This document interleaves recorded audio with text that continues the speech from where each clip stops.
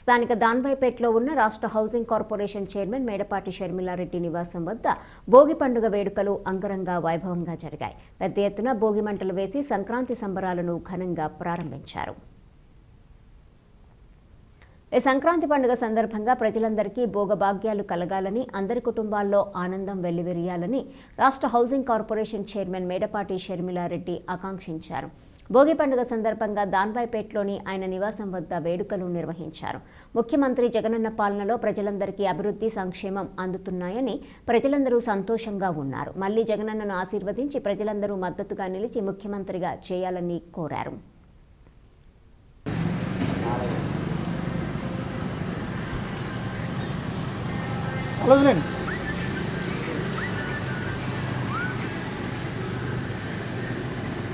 ఇద్దరు పెట్రోల్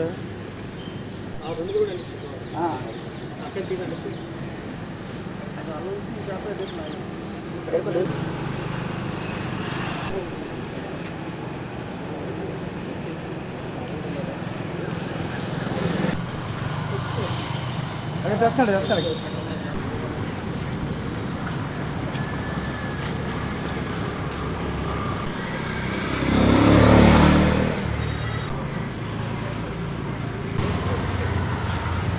అందరికీ ముందుగా భోగి శుభాకాంక్షలు తెలియజేస్తూ మరి నూతన సంవత్సరం 2024న మరి అందరూ అంగరంగ వైభవంగా మరి సంక్రాంతి పండగ ఎంతో బాగా చేసుకుంటున్నారు. మరి ఈరోజు ఫస్ట్ డే అయిన భోగి మరి ప్రతి ఇంటి ముందు కూడా ఇంట్లో ఉన్న పాత సామానంతో మరి అన్నీ కూడా భోగి మంటలు చాలా బాగా చేస్తూ మన సంస్కృతి సాంప్రదాయాలు కొట్టొచ్చే విధంగా చేస్తున్నారు.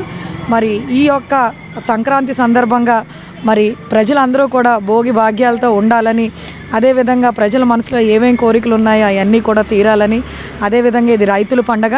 సో మనందరికీ తెలుసు ఈరోజు మరి జగన్మోహన్ రెడ్డి గారు ప్రభుత్వం మరి రైతులకు అత్యంత ప్రాధాన్యత ఇస్తూ మరి గతంలో డాక్టర్ వైఎస్ రాజశేఖర రెడ్డి గారు ఏ రకంగా పరిపాలించారో వాళ్ళు హ్యాపీగా ఉండాలని చెప్పి ఈరోజు జగనన్న కూడా మరి రైతుల యొక్క సంక్షేమం కోసం ఎంతో ఆలోచిస్తున్నారు.